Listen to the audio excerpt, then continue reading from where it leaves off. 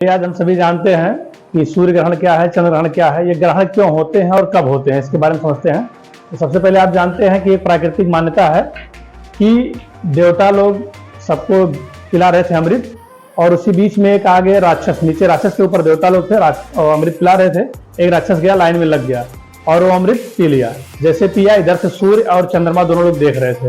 ये इशारा किए, तुरंत विष्णु भगवान आए और चक्र चला दिए, तुरंत उसका क्या हो, गला कट गया। तो तब से ऊपर वाले भाग को राहु और नीचे वाले भाग को केतु कहा गया, जो कि सूर्य और चंद्रमा को निगल जाते हैं। इस कारण से सूर्य ग्रहण चंद्र ग्रहण होते हैं। ये क्या है मान्यता, प्राकृतिक मान्यता थी, लेकिन वैज्ञानिक दृष्टिकोण से क्यों चंद्र ग्रहण होता है, कैसे होता है, इसके बारे में समझते हैं हम लोग। सबसे पहले देखेंगे सूर्य ग्रहण। सूर्य ग्रहण क्या होता है, कब होता है? तो इसमें क्या होता है, सूर्य और पृथ्वी, जैसा कि आप सब लोग जानते हैं कि पृथ्वी हमारा सूर्य का चक्कर लगाती है और चंद्रमा हमारे पृथ्वी का चक्कर लगाता है।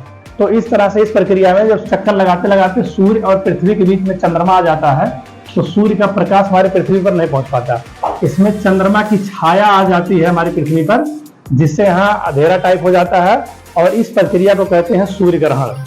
ये होता कब है? ये सूर्य ग्रहण होता है अमावस्या के दिन। सूर्य ग्रहण कब होता है? अमावस्या के दिन।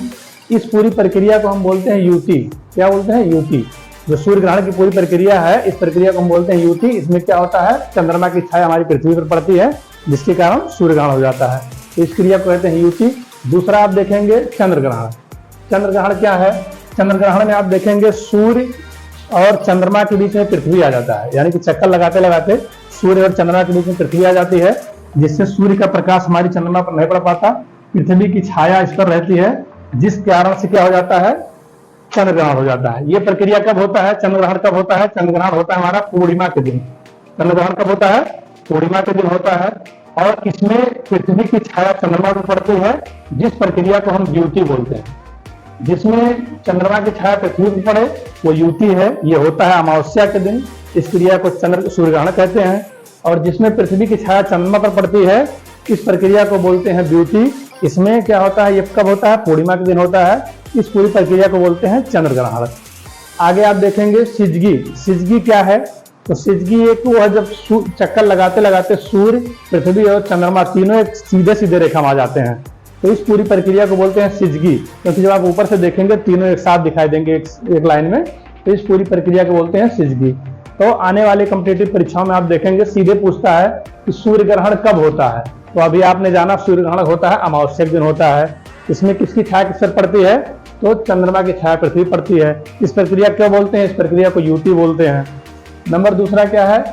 चंद्र ग्रहण। पूछेगा चंद्र ग्रहण कब होता है? तो ये होता है पूर्णिमा के दिन होता है। इसमें किसकी छाया किस पर पड़ती है? तो पृथ्वी की छाया हमारी चंद्रमा पर पड़ती है, और इस प्रक्रिया को बोलते हैं द्युति। तो सूर्य ग्रहण, युति और चंद्र ग्रहण, द्युति। ये हो गया। सिजगी में आप देख पा रहे हैं तीनों एक साथ ऊपर नीचे आ जाते हैं। ये है सूर्य ग्रहण और चंद्र ग्रहण कैसे होता है, क्यों होता है, इसके बारे में डिटेल समझ चुके हैं। अगर आप हमारे चैनल पर नए हैं तो सब्सक्राइब करें, फेसबुक देखते हैं तो फॉलो करें।